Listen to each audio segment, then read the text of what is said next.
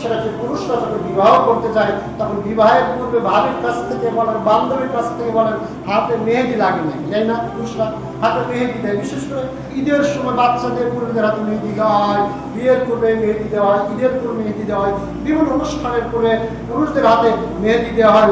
সর্ব অবস্থায় পুরুষদের হাতে মেহেদি দেওয়া এটা হারাম, বড় কবিরা গুনাহ। অবশ্যই এটা আপনাকে আমাকে বর্জন করতে হবে। একদিন একটা হিজড়াকে সাল্লাল্লাহু আলাইহি সাল্লামের নিকট আনা হলো, তারা হাত পা মেহেদি দ্বারা রাঙানো ছিল। তাকে হিজড়াকে তার নিকট আনা হলো, তার হাত পা কি ছিল? মেহেদি দ্বারা রাঙানো ছিল। রাসূল মুহাম্মদ সাল্লাল্লাহু আলাইহি ওয়াসাল্লাম বললেন, এর এই অবস্থা কেন? হিজড়ার এই অবস্থা কেন? হিজড়া বলতে রাসূল মুহাম্মদ সাল্লাল্লাহু আলাইহি ওয়াসাল্লাম পুরুষ, পুরুষদেরকে হিজড়া বলা হয়। পুরুষদেরকে কি বলা হয়? হিজড়া বলা হয়। বলা হলো, হে আল্লাহর রাসূল, সে নারীর বেশ ধারণ করেছে, সুতরাং কোনো ব্যক্তি যদি পুরুষ যদি হাতে যদি মেহেদি দেয়, ওই ব্যক্তি কার বেশ ধারণ করেছে? নারী। নারীর বেশ ধারণকারী পুরুষ কোথায় যাবে না? হাতগুলো ভুলে গেছে? জান্নাতে যাবে। নারীর বেশ ধারণ করে ওই ব্যক্তি কোথায় যাবে না? জান্নাতে যাবে না। ওই ব্যক্তির জন্য জান্নাত কি? হারাম।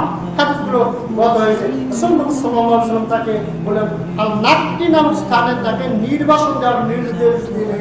আল নাকি নামক স্থানে তাকে একেবারে নির্বাসন দিয়ে দিলেন, সে তার সাথে লেনদেন করতে পারবে। সাহাবায়ে কেরাম বললেন, ইয়া রাসূল, আমরা কি তাকে হত্যা করবো নাকি? দেখেন, পুরুষের নারীর বেশ ধরার কারণে সাহাবী বলছেন, এমন কথা বলছে, হে আল্লাহর রাসূল, আমরা কি তাকে হত্যা করবো? তিনি বললেন, সে যদি সালাত আদায়কারী হয় তাহলে আমি তাকে হত্যা করবো। তাহলে হাতে মেহেদি দেওয়ার কারণে আল্লাহ রাসূল হিজড়াতে পরিণত করলেন এবং নাকি নামক স্থানে নির্বাসিত করলেন এবং সাহাবায়ে কেরাম তাকে হত্যা করতে চাইলেন। রাসূল বললেন, সে সালাত আদায় যেহেতু করে, সুতরাং তাকে হত্যা করো না।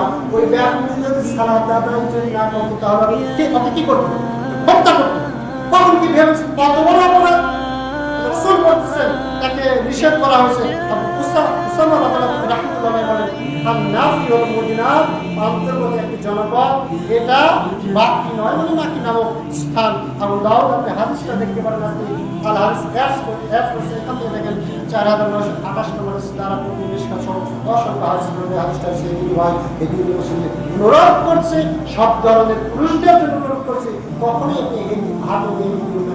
আপনার সৌন্দর্যে এমন বস্তু ব্যবহার করবেন যেটার দ্বারা আপনাকে হত্যার উপযুক্ত হয়ে যাবেন, যেটার দ্বারা আপনি জাহান্নামের উপযুক্ত হবেন। সেটা হোক না বিয়ের অনুষ্ঠান, হোক না ঈদের অনুষ্ঠান, হোক যেটাই হোক না কেন, পুরুষদের জন্য সদা সর্বদা এইরকম হাতে পায়ে মেহেদি বর্জন করতে হবে। আর নারীরা হাতে পায়ে সদা সর্বদা মেহেদি লাগাতে পারে, ইসলামী শরীয়ত আমাকে নির্দেশ দিয়েছে। সুতরাং